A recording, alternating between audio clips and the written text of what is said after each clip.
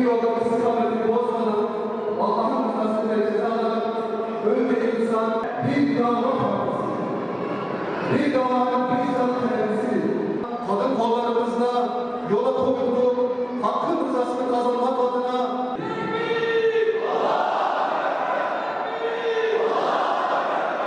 meselelerini yıllardır çözülemeyen kanunleşme tamamen çözüm odaklı bakarak yola devam ettik. Selam olsun bu kutlu yolda öncülük edenlere. Bismillahirrahmanirrahim. İnna fetahna leke fethan mubina. Şanlıurfa Hüdapar 4. Olağan Kongremize hoş geldiniz. Allah Teala sizlerden razı olsun.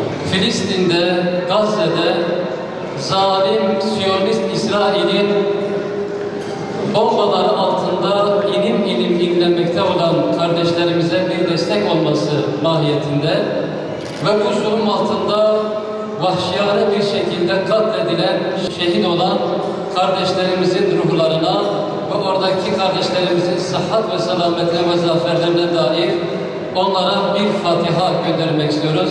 Lillahi Teala'l-Fatiha.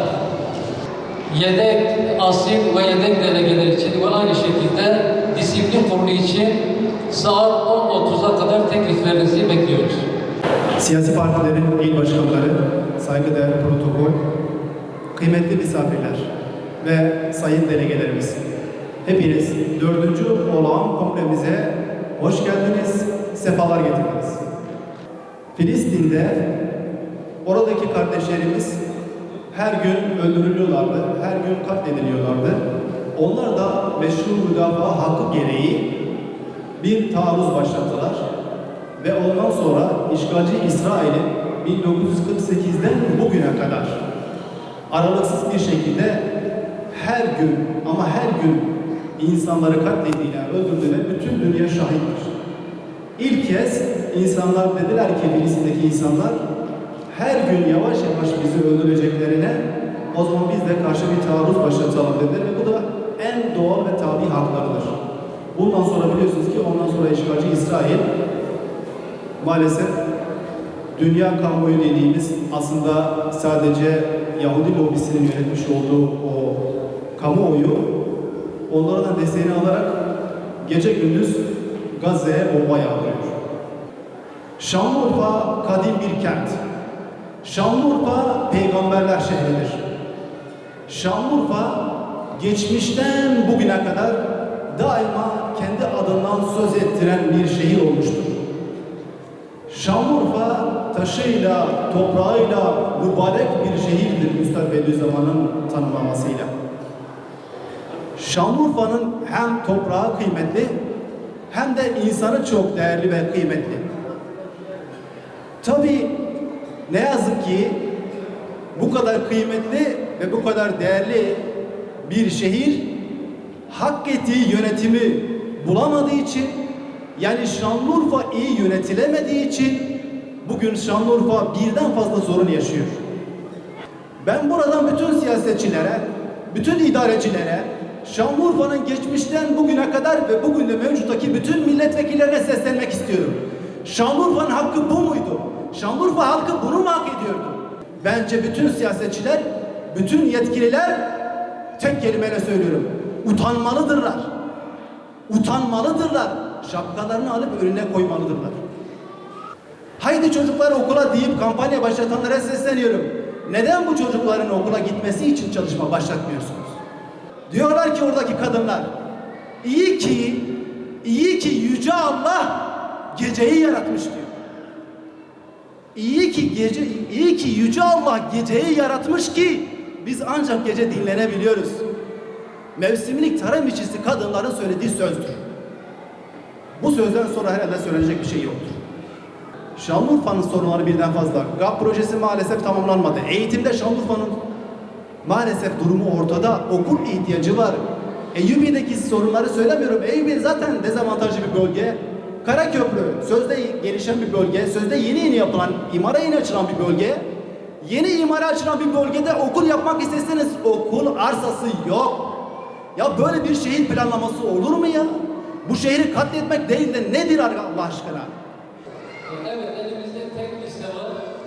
Hür Dava Partisi Şanlıurfa İl Başkanlığı Faruk Polat'ı ekşi listede isimleri yazılı kişileri listede yazılı olanların asiliyete bir yöneticilerine aday olarak arz ve teklif ederiz. Sözlü kav, teklif edenler Sözlü kav, Cuma Erkiç, İbrahim Bayram, Mehmet Fatih Karataş, Ali Durmaz. ızdıraptır yiğidim azığımız, icrandır. Mirasımız mahkumdur, mahzundur, perişandır. Gene de yese düşme yiğidim, imtihandır. Filizlenen her ölüm mazlumlara nişandır. Ne gönüllerde sevinç, ruhlarda beyaz kaldı. Ufka bir bak yiğidim, inkılaba az kaldı.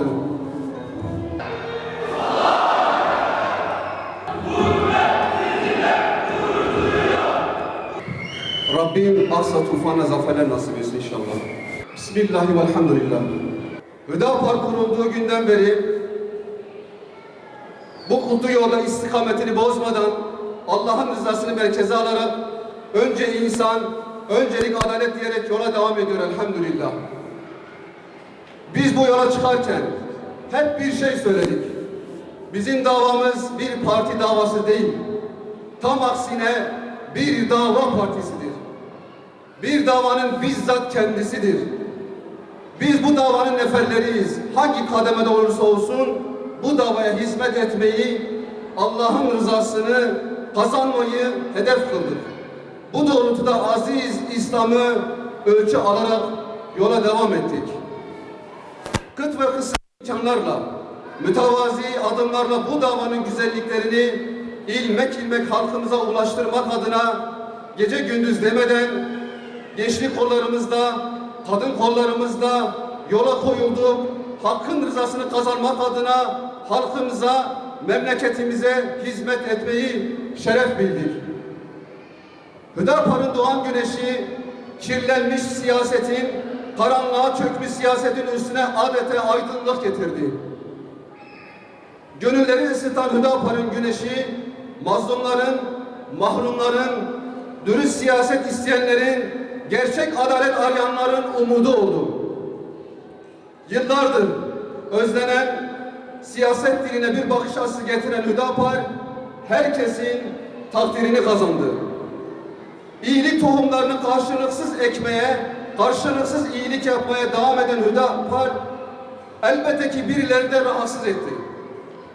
Yıllardır nefsani otoritelerinin sarsıldığını görenler, kendi çıkar ve menfaatlerine göre siyaset yapanlar, bu mazlum halkımıza kan kusuranlar, elbette ki Hüdapar'ın dürüst siyasetinden ve gerçek adaleti istemesinden de rahatsız oldular. Biz bu güruha adalet dedikçe taşlandık, yaftalandık, kara propagandaya tabi tutulduk. Biz dürüstlük dedikçe gayri samimi söylemlerle saldırıya uğradık. Biz kardeşlik dedikçe fakirliği, ihtilafı ortadan kaldıralım dedikçe canlarımız yakıldı, nazeninlerimiz taşlarla parçalandı, yakıldı Yasinler gibi. Biz insaf ve merhamet dedikçe insafsızca saldırıya uğradık, secdelerde sacitler gibi.